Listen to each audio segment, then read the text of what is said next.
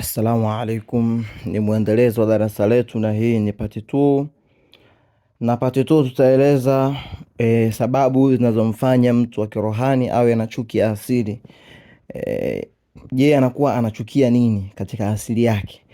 Maana yake mtu ukiwa na mambo kama haya yafuatayo lazima atakuchukia kiasili. Jambo la kwanza, kwa sababu ni mtu ambaye anapenda upweke zaidi ya jamii.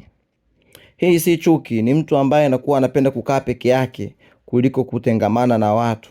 Bali ni upendo mkubwa hasa pia kwa Mwenyezi Mungu. Kwa sababu siku zote watu kama hawa wa kirohani wanakuwa wanachukia kuingiliwa kwenye muda wao na faragha na muumba wao. Wakikaa wao hufanya miradi, kumkumbuka Mungu, lakini pia upanga mipango mikubwa kuhusiana na baadaye yao, lakini pia na baadaye ya jamii kwa ujumla. Lakini pia wao, kwa sababu wanachukia upofu wa makusudi, wanashangaa kwa nini watu wanaendelea kufanya makusudi, kufanya makosa yale yale yanayowaumiza aliyakuwa njia iko wazi. Kwa hiyo hawapendi kuuziwa na watu. Ndio maana huwa wanakaa peke yao, kwa sababu wanashangaa haiwezekani watu wakafanya makosa yale yale yanayowaumiza na aliyakuwa njia iko wazi na wanaweza kurekebisha. Dalili nyingine, uchovu wa drama. Watu wa kirohani hupenda amani na huchukia tabia za watu mara nyingi, kwa sababu watu hao wanatengeneza migogoro isiyokuwa na lazima. Kwa mara nyingi kuchoka na drama, yaani kuchoka na maigizo, huona watu wengi wanakuwa ni watu wa maigizo. Lakini jambo jingine, kuchukia mapenzi ya maslahi. Watu wa kirohani wanachukia uhusiano wowote ambao hauna upendo wa kweli, bali unategemea na kile ambacho unaweza kutoa au nafasi uliokuwa nayo.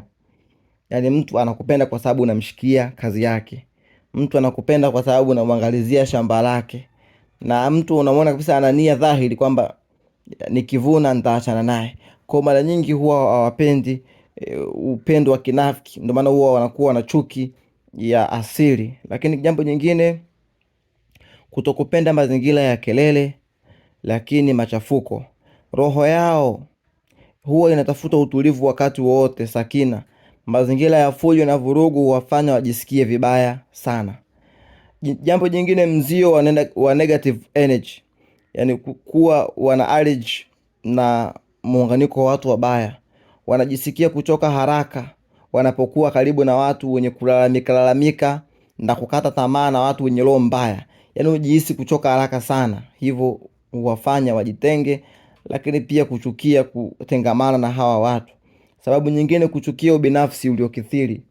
Wao huishi kwa ajili ya wengine. Hivyo inakuwa vigumu kuwaelewa watu ambao wanaishi kwa ajili ya matumbo yao tu.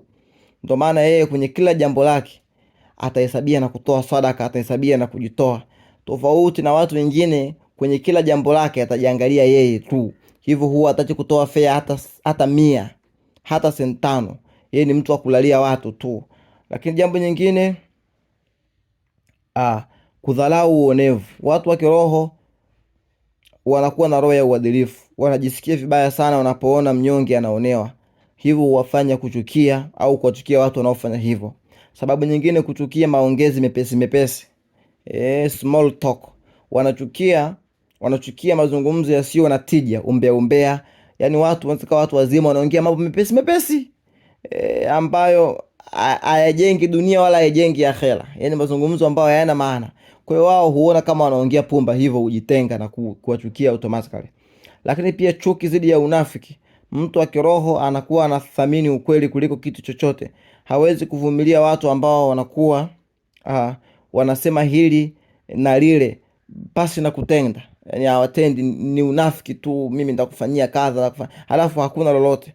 Kwa hiyo watu wa kiroho huepuka sana na ukajikuta kwamba wamejitenga moja kwa moja.